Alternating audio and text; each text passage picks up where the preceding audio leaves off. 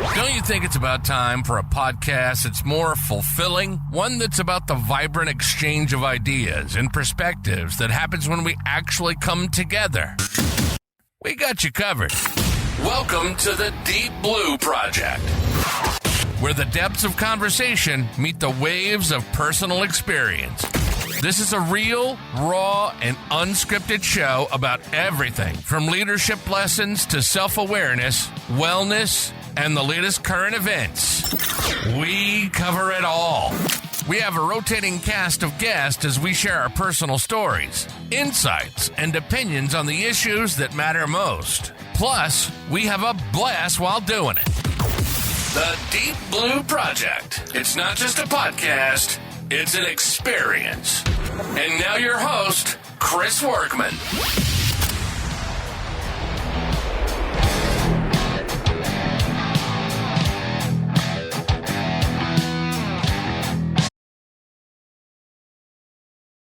Alrighty, everybody, welcome today to the Deep Blue Project. I am so happy today. I have Chief Will Armstrong, who is the chief of Brookford PD in Brookford, North Carolina. What's up? Hey man, how are you? Will? I'm doing Doing good, man. Glad to be Doing here. good. Yeah, me and Will had the luxury of meeting each other in Virginia a couple weeks ago, and he was sitting at my table, and we had some conversation, and I was asked him if he'd like to be on our podcast because he's a little bit of a celebrity. But I'm gonna let him to tell you about that. So, well, why don't you tell our people out there who are listening a little bit about yourself? Okay. So I was appointed the chief of police back in January of 2023. Before I was the chief of police, I had roughly 2 years experience working at a pretty busy city, bigger agency. Over 120 people or so, but it's a very, very busy agency. It's in the city of Statesville, and that's about 30 minutes from where I live at now. But I lived in Catawba County, North Carolina my entire life, so I always had dreams at one point in time of coming back home and working. But I never really knew when that would be, and I went with the city of Statesville. They had sent me through basic law enforcement training, which is what we call BLET here. And from that point, I worked there for 2 years after they sent me through school. I would eventually go into a sheriff's office where before I was a police officer, I worked EMS. And so I went back to Lincoln County, about 30 minutes another direction from Statesville. I went down there, and I would eventually, after 2 years of working patrol, I went to the traffic unit and then eventually DWI task force, which is what we were utilizing with a grant there. Then I went to Lincoln County Sheriff's Office for a couple years up until I was eventually going to put in for here to become the chief of police, but I didn't know that at the time. The previous chief had worked here 15 years, and I worked here part-time underneath of him. When I went to Lincoln County, I started working at this part-time, and I did that for extra money. I was working there full-time at the sheriff's office and here, and then eventually the chief retired, and I was blessed enough to get this job. So, Will, while we were talking back in Virginia, you had mentioned that you were on Patrol Live. So, on Patrol Live, I only know I've seen it kind of flip of channels. I'm being honest with you, and kind of came across it, watched it once in a while. But it's a TV show for those of you who don't know. It follows officers around the country in real time. Has a panel of officers that comment on the things that are happening, and they kind of jump back and forth. But how was it that you got involved with that show and being one of the agencies that are featured on that show? Because as you said, like you have a smaller agency, so you had like what kind of connection brought you, into that world of On Patrol Live? An old friend of mine who worked for the network of On Patrol Live because he actually came out to another agency that I worked at, which was the sheriff's office. I was telling you, the next county over. And the sheriff let him come with me, and he rode with me for a day or so, because one of the things OPL does is they like to see how the agency is and learn a little bit about it. And so he did, and they're like, the chief there, well, at the time, they're like, Willie gets into a lot of stuff. I've always had that magnet for just getting into stuff. And so he put him with me, and I've just always kind of had that proactive thing. And they ended up not doing the show at that agency at the time And then when he found out I was the chief here years later, 2 years later, he's like, "Man, you're the chief?" And he's like, "Man, that's crazy." So he thought it was a great story. So he came down and checked us out. And I was like, "Well, really, Tony, I think we do have a lot of stuff going on as far as traffic enforcement. And calls come, we get them, but calls are not our main priority here. It's a lot of traffic enforcement just because we get over 100,000 vehicles a day that come through our town. It's we're a pass-through city. And they came out and checked us out, man, and we got into some pursuits and stuff, and they really enjoyed us, and so I was just blessed to go from that, and then eventually they would start asking me to kind of be a co-host up there for the network, and so I went up there and I would co-host quite a few times with Dan Abrams and Curtis Wilson, which is the main co-host of the show. So it led to a bunch of other stuff, and then Street Cops picked me up and did a podcast and some stuff with me, and so did that kind of thing, and done several other front porch like politics shows and other kind of stuff that just kind of came out and about, and now I mean radio shows, just all kind of stuff, man, and it's just been a true blessing. So that's how I've got to where I got. People like sometimes that I'm younger and I offer a little bit different aspect from a lot of the other younger generation, and I have a different perception of some of it being such a young leader. And so it's some people either like it or they hate it. So that's me in a nutshell. That's awesome. But I think in all that Will packaged a lot of stuff in her little spot. I want to put this back out there for you guys out here. Will got this job when he was 24 years old. Okay, so he's sitting here talking and he's telling you, I worked here, I worked there, I did this, I did that, I spent some time here. And you could sit here and if I said that, being at 56 years old, you'd be like, yeah, you did. I said, Will's 24. Like, he made it sound like he's been doing this a long time, but Will's 24 years old. Yeah, I've definitely not been doing it a long time. To me, I guess it feels like a long time, but it's definitely not a long time to guys like you, man. Absolutely nothing. Nothing compared to you guys. But when Will and I got to start talking when we were at this conference in Virginia, it was just one of the things. I'm a strict believer in you meet people for a reason. You kind of get paired together somehow. I mean, we're in an auditorium full of people. I mean, we just happen to sit together. That's true. And we had this conversation, and I think what I had said to Will, he's been on Good Morning America. He's been on all these shows. He's a bright light, as far as I'm concerned, for this profession at a time when we're really getting beat up. So all the stuff that you're doing, my friend, I mean, I'm a thankful person for that. I know that anybody listening is, because you just have that. I'm sure everybody can tell when speaking to you. You just have that personality, man. You have that Southern personality. Well, man, I definitely appreciate that. It's I always joke with people all the time. They're asking me things like, man, because people always ask, well, how, and I'm like, nothing special, like nothing special at all. I am just a squirrel looking for a nut. That's what I tell people. Like, there ain't nothing special about me. I just I utilized a little bit of common sense, and I had a good personality, man, and I was blessed. I'm a big believer, man. God kind of puts you where He wants you, and so right. I just that's kind of been my thing. So one of the things I want to key on, and I do enough of these podcasts. I speak to a lot of people through a lot of things that I do. And one of the things that we discuss a lot is the generational difference. It's the generational difference in us hiring people. It's the generational difference in us trying to change what we do, I guess, in a traditional law enforcement sense. Absolutely. Because it's different. But however, this is one of the things that I have told people in speaking with you is that you get it. Like, we know that doing this job is very different.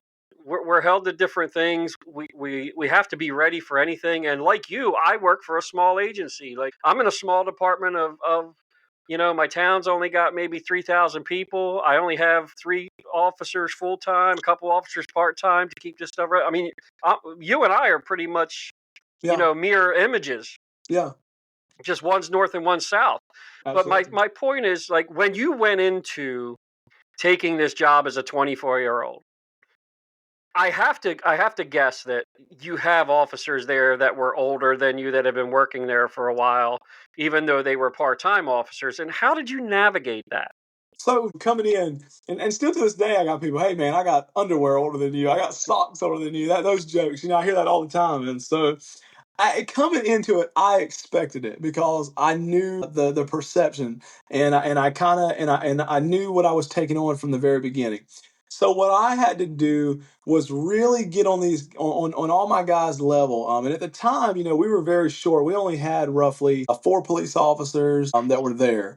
And that was including the chief. And so he had a very hard time with recruitment, retention, that kind of stuff. And so I knew what I was up against, but a lot of the guys that were there had been there for a minute, and they maybe I could be wrong. Maybe, I want to say 4, maybe 5, if you want to count one of the guys that really didn't work much. And that was difficult. It was extremely difficult. But I had already pre-planned how this was going to work, and one of the great things I had on my side was a lot of those guys I had known, right? Because I'd worked there part time, so they knew me, they knew who I was. Some of them wanted the job, some of them did not, that kind of thing. But I also had the benefit of, like, my captain now is someone I've known since I've been 5 years old. So my captain that works there now, he actually worked for the sheriff's office full time in my county that I've pretty much grown up in. He was an off duty skate land officer for a local skating rink. And I met him when I was probably 5 years old, and I was pulling on his pant leg and saying, I want to do what you do one day.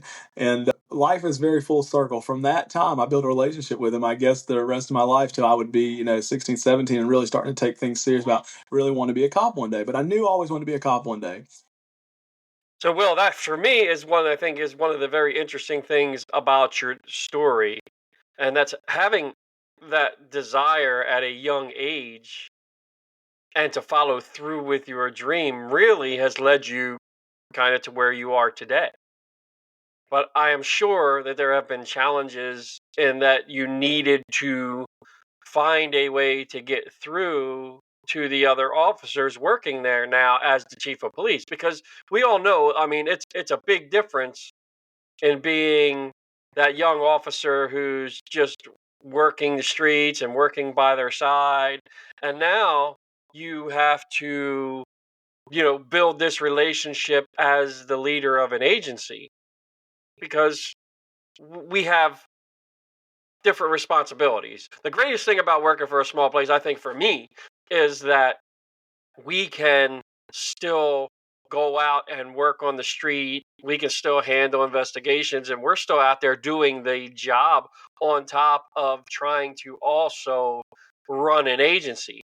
So some of them challenges had to be really, I don't want to say tough, but different for you to manage. So how did you kind of navigate your way through that? I knew I was young. And I knew that I was coming up against a big challenge. And so I had to, the biggest thing we talk about now in law enforcement is communication. To be an effective leader, I think that you got to be able to communicate. And so I knew that I had to be able to communicate my way of taking a transition to being the chief in a way that the other guys were going to be willing to accept me. And so what I did was I talked to the guys, and the guy, I utilized them for their experience, and I told them, I'd say, hey, hey, I'm young. I openly admit I'm young. I may not know the answer to everything. There's a lot of things I'm not going to know the answer to, and I need you to stay with me or to help me out with this. So I need you for this. Like, I need you because you're good at this. You're good at that. And I found their strengths and their weaknesses, and I kind of knew what they were. And I told them, hey, this is why I need you, and this is where I could really utilize you because I don't know anything about this, but maybe you can help me. And so what that did is it triggered kind of something in their brain like, hey, he's not acting like he's above me. He's not acting like he's the young guy that knows everything. He's coming here with the attitude of very like a humble attitude that he really is trying to utilize you, because there's a lot of things that you guys know or have seen that maybe I have not seen. And so I'm smart enough to realize that being a good leader is not necessarily to me, a lot of times what I've learned is being the guy that's got the most experience is being the guy that's able to utilize the experience around him that he does have. And being an effective leader to me is also comes into being able to understand what your strengths or your weaknesses are. Because if you don't know that and you think you know everything, I mean, a lot of times I see it all the time. I've been at agencies, like I said before, that have run people completely off. And they run them off because they think there's just a body or they can feel them. So obviously, being small, you can't do that. But even more so, you don't want to do that when you're the young guy coming in. So you're going to come in, and my mentality was, I've got to make them feel special. I got to make them understand that, hey, I'm not above you, and I actually need you. And so by allowing them to take on that into their hearts, I think they were like, man, he needs me to help him with this. And so they're getting this kind of sensation of like, hey, he needs me to do this, he needs me to do that. The chief is relying on me because he can't do it, and it makes them feel good about themselves. Just kind of basic kind of emotional psychology is kind of what you're utilizing there, because and the truth was, I do need you. If their strong point was with evidence or whatever the case is, hey, can you help me out with that? I may know every damn thing there is to know about the evidence, but I'm not going to let you know that. I'm going to say, man, I need you, because that allowed them to feel like, he can't do this, and they're feeling good and they're telling people, well, the chief needed me to do this. And it was just a mentality that I used that. But in reality, it was very true. I do need you to show me how to do this. I may need you to tell me how to do that. And there was a lot of things that even if I knew the answer to, I want to hear what your thought process was. So you feel like your opinion is valued, and that really made a difference. So I was able to earn their respect. I'm the guy that's out here stopping 20 cars a day. I'm the chief. I'm the guy that's going out here and getting into something. If you're fighting somebody, I'm on the side fighting them with you. If you call me at 3 o'clock in the morning and I'm out there. I'm also the guy that's riding through town at 2 o'clock in the morning because my daughter's sick and I got to go to CVS, and I'm hopping out because I hear you out on domestic in my personal car and saying, hey, let me see it, make sure you guys are okay. And they're seeing that. And it was more of a thing like, hey, let's work together. I'm here to work with you. I'm no better than you. You're right. You got all the years on me. You got underwear older than me. But let me utilize you for that. Help me out where I'm weak. I need you to help me out. And that's where I was getting at. The chief and the sheriff a lot of times are just the face of the agency. You'll never find, in my opinion, I mean, you may find some that are the absolute cop. He knows everything. He's good at being an effective leader, but he may be weak at knowing how evidence inventory is done. He may be weak in knowing how to be a tactical cop. He may be weak in knowing the actual laws and procedures on some things because he's not been on the road in 20 years. So I am going to be weak in certain points like everybody is, but it's being smart enough to realize where your weak points are and then being able to find people that have those strong points, I feel like, that can help you. So that was my thing. I was able to find these guys and know what their weaknesses and their strengths were, and then I was able to utilize them for this and that and say, hey, can you help me with this or you help me with that? And even in the case, like I said, even if I knew the answer, I want to hear what you had to say, because then if I come and say that to you, you're thinking, man, he values my opinion. And it made such a difference. I was able to gain their respect. Man, I really think that you have truly hit the nail on the head with that. Having that mutual respect, and being able, and I think the big key is willing to utilize those who work with you for their strengths, but also being able to know and work on their weaknesses gives them a feeling that they are part of what you are trying to build there with your agency. I mean, much of what we do in smaller agencies is trying to generate and cultivate that atmosphere of family because there's not many of us there. I mean, I believe we try to do it in other agencies, bigger agencies when they have shifts and things like that. But for smaller agencies, when you have only, 3 to 10 people, whatever that may be, you're trying to build that family atmosphere. And one of the things that you and I had talked about prior to this podcast was how we try to instill that family atmosphere when we are building an agency, and trying to keep those same ideas and, as you put it, that philosophy.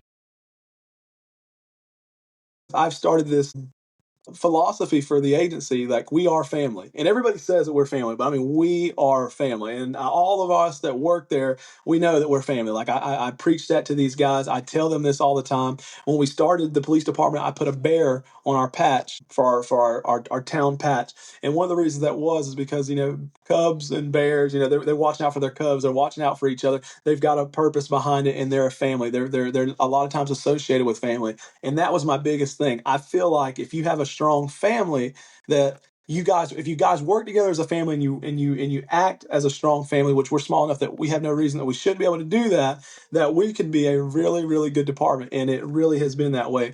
And I mean, these guys have been fantastic. The guys have been fantastic that work here. Not had anybody necessarily quit or leave because of something terrible that's taken place, but there was some people that were there at the time that wasn't a good fit for us any longer because of the direction it was going. It was no longer the department that you could also sit around and do nothing either. There was a lot of that going on as well, that guys were like, hey, we're used to sitting here, we're used to doing this, we're used to not, and I came in with, look, if I'm going to come out here, and young or not, I know I don't have the years on you, but if I'm going to come out here and stop 30 cars today, I'm expecting you to stop 5. If I'm going to come out here and I'm going to run the domestic tonight, and then I'm going to leave out of that domestic and go handle a felony packet, and then I'm going to run to the courthouse. Well, while I'm doing that, I expect you to at least have done a property check. I expect you, the little things that were kind of a big thing to me, because I have a deep work ethic, man, when it comes to holding each other accountable and just being a proactive police officer. The thing is, my whole mentality is, the guys that have raised me or that I've worked around that have trained me were all old school police officers. So that was another benefit that I had. So I knew what they thought. Plus, like I said, the department I had, dude, when I started there, it was 2021. We had no computers in the cars still in 2021. No officers had body or any kind of vest, body armor of any kind. The officers had 2 radios that they switched out back and forth with each other. They had 2 patrol cars between the 5 of them to share that was hot seated. It was just, just things that chief was unable, I guess, to accomplish at the time. And so I came in, and that was a big thing I was working towards, getting us gear. They didn't have tasers. They didn't have anything. And we didn't. And so I knew, like, once I came in, there's some big changes that we're working towards. And now, we've got tasers. We've got great body armor. We've written grants, for brand new radios. Everybody's got a take home car. We've got 10 patrol cars now. Everybody's got their own car. I mean, we've done things that just wasn't able to get done in 15 years. Being young gave me that drive, that motivation. And I think that really, knowing too that I had the stigmatism, I had to come in, and I felt like I got to prove myself to these people. Like, I got to show them that I'm going to come out here and do it. And God's just been with me, man. And I've been able to do that. Now our agency is like, in the best shape that it's ever been, in a very highly sought agency as well as that. Like, we were an agency that, nobody wanted to work. You didn't have tasers. You ain't got this. You ain't got that. Nobody wanted to come here. That we were driving old cars. I mean, it was just a big thing. And so I knew I got to fix this reputation. And so I did. And now, I mean, we have constant calls, constant people putting in for a job between, all the TV show stuff and just how we operate. Great place, man. And it's just been, and we try to keep that going by preaching family. So that's what I tell everybody. And it's just been, we all say it, but we are a family, man, because we really, like, we eat together all the time. We go out and do this. We work together constantly. If somebody's dealing with something personal, man, we all come together. I mean, baby shower stuff, all that kind of stuff, man, that we go out of our way to. And I feel like that really makes a big difference. And I know not everybody can do that, right? Because you got bigger departments, but if you're small, you got less than 50 people or something of that nature, man, even 100 people, I think that it's, if you try to strive for that family atmosphere, that it goes a long way. And it's just been extremely successful for us and what we're doing. But man, it's, like I said, not been an easy route by no means, but I've come in with this attitude of, you're right. You're right. I'm the new kid on the block. So show me what I need to know. Teach me what I need to know, and I'll be very grateful to utilize you for your experience. And that spoke volumes to people. And I didn't realize it was going to at the time. I just kind of was trying to game plan. It was either a hit or miss. And for me, it hit. And the guys, and now just the fact that all the stuff that I've accomplished for the department, nobody even knew where the town was. And now we're on national TV. And it's changed our dynamics of the agency to now these guys have so much respect for me, even being young as I am. They're kind of like, man, I hear some of them even come up now that were like, hey, I didn't know if you were going to be able to do this at the time, or I didn't know this, but man, you have really just been a blessing for all of us. And so, and I'm happy to do that, man. And I try to even strive those guys, even the older guys that are getting ready to retire or have retired or whatever the case is. I'm constantly trying to support him. If you want to go to training, you want to go to this, I want to send it to you. If there's something specific that you're wanting to do, you want to be a supervisor, some of the younger guys that we have now are gals. I'm always like, hey, what can I do to help you? Like, I want to, somebody had to help me or I wouldn't be where I'm at. So I want to obviously be able to give that back. So that's been my thing, man. And it's been good. Yeah, I think that the greatest thing is, if I'm going to go back a little bit, that you touched on a lot of things that we deal with as smaller agencies. I mean, people don't realize, and I had this conversation with a couple days ago when I was recording another podcast. Her name's Kathleen Diaz, and she does a lot of work she does a lot of articles for small departments for Police One. Okay. And she touches on a lot of that stuff. And you reinforcing that makes that great because, as you said, like there's departments out there, they don't give vests to their guys. Mm-hmm. They don't, the training is very minimal. Mm-hmm. They don't have enough cars. They don't have enough this. They don't have enough that. And for us to go in there, and you did that, to use your platform to bring that to your department and make it viable is an amazing thing because people don't realize how hard it is. Like you really need to have that energy to go get these grants, to go get these things that you need because a lot of times small towns can't pay Can't for all afford of it. that stuff. They're just It trying to pay salaries. You're right. It sucks. It absolutely sucks. And I did not realize that until I got to the point of where I was dealing with the budget and seeing like, oh man, this is really hard. So and that's one of the reasons that we did the TV show, right? Because you've got to think outside the box. What am I going to do? I can't get anybody to come in here. Nobody wants to come to the smallest apartment that doesn't have this. And what am I going to do? So what am I going to do that's going to stand out? It's going to be differently than everybody else. For me, it was a TV show. To me, that was a great answer to let's try it, right? And we'll see where it goes.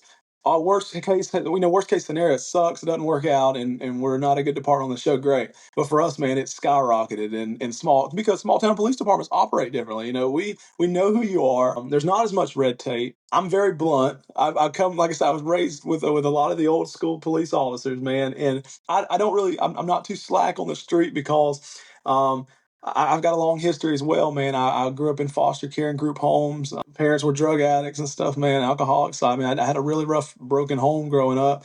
And so if I can come out here and I can go become an EMT at, 17, 18 years old and be an EM and work in this field, my first vehicle was a moped. I drove a moped. I was homeless in high school because my parents couldn't have a stable place to live. We were breaking and squatting into homes and stuff. So, I mean, I have had a really, really rough childhood. And if I can go and put myself and do what I'm doing, then I don't give you an excuse because, well, I can't. Well, I had to drive to work because I don't have a license. Well, I didn't have a license either. And that's why I went and got a moped because that was the only thing I could drive that was legal. I rode it in the rain, sleet, or snow. I was one of them guys that leaned forward on that thing, man, when it was windy out. So I was that guy, and so I had a lot of, and I think that's what really set me apart from a lot of the crowd too. That and I've talked about this on other shows. Is because of all the early stuff that I dealt with as a kid, homelessness. I mean, I grew up very quickly, and so I had a lot of life experience. And you may not take into account that a lot of people, that your first time on the street is when you're 20 years old. But before I was 20 years old, I knew what a crack rock was when I was 5 years old. Before when I was 10 years old, I knew what prostitution was. I was watching it go on. I mean, when I was 13 years old, my parents were, they're in there stealing stuff. Like I've seen all the criminal activity growing up. So you talk about 20 years of really serious life experience that I've seen. It kind of sets you apart, I think, from the crowd a little bit. You're not, maybe not police wise, but I know criminal behavior like the back of my hand because I grew up watching. I knew what marijuana was, I knew what crack was, I knew what this stuff was, and unfortunately, wasn't the best way to learn that way. But that life experience counted because I meet people now on the street, that are coming in that are 20 years old or 22 or 25. They've never seen a crack rock. They don't know what that is. They don't know how that works. They don't know what the exchange looks like, what people look like when they're guilty. They don't know how it feels or what. Some of them don't even know what marijuana smells like. Never smelled it a day in their life, and they're coming out of the rookie school. They've never seen prostitution. They've never seen when people are being deceptive. Right?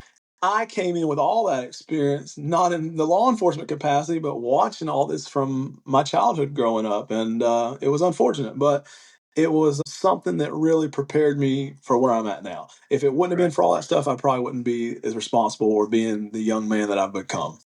Right. You built resiliency, right? Like throughout your life, you've been building that resiliency. And I think now, like this time to have that conversation with you, Will, you kind of your way into how you attack this job as the chief of police. Like you see it as a blessing. You see it as an honor. You see it as, you know, we take this job on, much of us across this nation. We do this for a career. Like this is our life. We Yeah. decided to do this. You have made this your life. You decided to do this. And you look at it like, I am not going to fail. and I'm not going to fail those people around me that are responsible for me. But you built that resilience throughout your life, and God bless you, man, for that. God bless you for that, because you took that and you turned it into something great. Thank you, man. I really appreciate it. And it's like I said, it's not anything, but you have to have you have to have a willpower and a mindset because, man, I was the kid that grew up seeing all this stuff and had every opportunity to be the druggie or the drunk or the kid that's out here, doing the dumb stuff that he shouldn't be and getting into trouble and making excuses. I didn't, man. I mean, I didn't make any excuses when I was 14 and 15 years old, working. I started my first job when I was 14 working for McDonald's. And by the time I was 15, I had a little moped, man, and was getting homeschooled at the time because my mother was having some issues living and working, and we were just going through a rough time. And so I was working, 25, 30 hours, a week. And then as I got a little bit older, 16, to the point I'm working, 30, 40 hours a week, working all summer long, paying for our motel rooms. I mean, I grew up, and when we didn't have motel rooms, we were homeless or sleeping on a couch somewhere or doing this or doing that. And I had every excuse. I was in high school. I seen this stuff. People offer me this, they offer me that. I grew up watching it. And you go one of two ways. You want to go that way, or you go and change your mind. You're like, hell, I'm not going to get out of this. I mean, I grew up in the circle, and I was like, I got to get out of this. I'm not going to live my life like this. And I knew even as a kid, I wanted to go into law enforcement. And so, I didn't know though if it was going to be possible. Like I said, you can't make excuses. I tell people now, like I had the excuses, I could have made them, but dude, like I said, 17, right at the end of 17, becoming 18 years old, I became an EMT. I'm working on the back of an ambulance because that's the closest thing to law enforcement I thought that I could do. That I could run emergency traffic and stuff. And I'm like, man, I'm going to make this happen. So I did. I rode a moped, for my first few years of even being able to drive because I couldn't afford a car and I didn't have a license.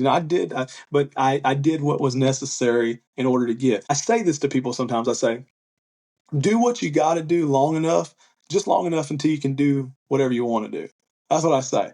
And it's been a good philosophy for me, and it's worked out well. I mean, you do what you got to do. You bite the bullet, you drive the moped, you deal with what you got to deal with. The car's just dealt with you, but you do it the right way. And if you do it the right way, I feel like God will come back and help you out. In my case, it did. I never expected to be where I'm at today, but I'm very grateful. So, and it's amazing how that works out, right? You never expect you made that. See, the biggest thing is I think that we don't take out, and me being an old guy, I think some of the things we don't look back on is that, you made certain things happen for yourself because you chose not to go in that direction. I think we all can be at that crossroads at some point in our life where we can either be, turn to the wrong end of doing things or be on the right end of doing things. Absolutely. And your path has given you, and this is for you, man. Like we met, you're part of the small and rural law enforcement executives organization at what 25 now. Yeah. So and you're a voice there because you're a voice that makes sense, and you're a voice that can help this profession go on in the future. Like you're a young guy, I'm not trying to put pressure on you, but like you have that aspect that you can put out there to the younger generation and go, hey man, just what you said. Like you can't make excuses. Either choose to do it and do it the right way or something else. And you chose to do it the right way, and you're leading that way, and I give you the props for that, man, for your age and for what you're doing. But you got maturity upon your years when it comes to this job, because when you started doing this job, you wanted to learn, and you've brought that to this position, my friend. And I think that's wonderful. Thank you, Chris, man. I really appreciate it. It's, man, and it's one of those things that now, and I'm sick now, man, seeing where the profession's going, just because all the guys that have trained me, right, man, are old school cops, and they still work for me now, man. And I know that there's been mistakes made by law enforcement. I know that, I've seen all that crap go on, but at the same time, man, like we get a lot of heat and a lot of BS that we got to deal with, man. And I promised myself when I became chief, man, like I'm going to always continue to try to fight back and try to get some kind of resiliency back, like you said, for the profession, because I hate to see where it's going. I hate seeing police departments now with their officers that work for them, that their hands are tied. They can't chase. They can't do this. They can't do that. And it's like and where I'm at, I'm almost at a point where I feel like the criminals have more rights than I do. I feel like the criminals, the ones that are breaking the law, that are doing things illegally or wrong, those are the guys that get more breaks than us. And then if we make the slightest mistake that would have costed us any other time, if I was the average human being, it would have got dismissed. Or if I was the average human being, it would have been uh, it would have I would have seen it if it wasn't dismissed. They would have given probation. An officer now makes a mistake or loses his temper or whatever the case is, and the DA's office is like, hey, we can't have no pressure because of how bad the media is now. So we're going to make an example out of this guy. Where the normal guy would have got it dismissed or had a probation thing, they're going to put you through the ringer. They're going to put you in prison for 5 years. And it's like, what in the hell? Excuse my language, but I'm like, this is sickening. Like and I started off in the time, that all this stuff was going on, George Floyd, all this crap was going on. And I'm like, yeah, do we need some reform? Sure. But, if everything needs some reform, but you people have taken this thing to a whole nother level. So it makes me sick to my stomach, man. And so as being a young chief now and kind of being able to have that voice, I speak up and say it all the time. Like if I'm with the other agencies and they're saying, hey, I think this is a great idea. And this is going on. And it's all this, I call it very soft, don't touch me, don't cry, kind of little approach. And I'm like, no, no, no, no, no, no, it doesn't work. In this town, I tell people all the time, when we're on that show, I'm like, we will chase you, and we will get you, we will pit you. Like we're not. I don't give a damn. I don't give a damn. Like there's going to be law and order here. Like it may not be anywhere else. I don't give a damn if you went down the road and they said and they tried to put pink handcuffs on you and they were like they were going to let you go. When you cross that line and you come here, man, like we're going to have law and order, and that's going to be for any town that I decide to run because without consequences for your actions, people don't learn anything. And I'm sick of seeing the criminals that go into the jail and then they come out of the jail. They're done. They're walking out of the jail because this bond reform crap and all this nonsense, the stuff that we're doing now, before I'm even doing my paperwork. And I just chased you and you put everybody's life at risk or you pulled a gun on somebody. Literally have had that kind of stuff happen. And they're letting them walk out. And if you think, and now all the other chiefs are like, yeah, yeah, yeah, it's a great idea. Nobody wants to rock the boat. And I'm like, you people are out of your damn mind. You're out of your mind. This is a serious damn problem here, folks. We got an issue. Houston, we got a problem. I'm like, this is not the way this is supposed to work. But nobody will rock the boat anymore, man, because they're scared. It's sickening, man.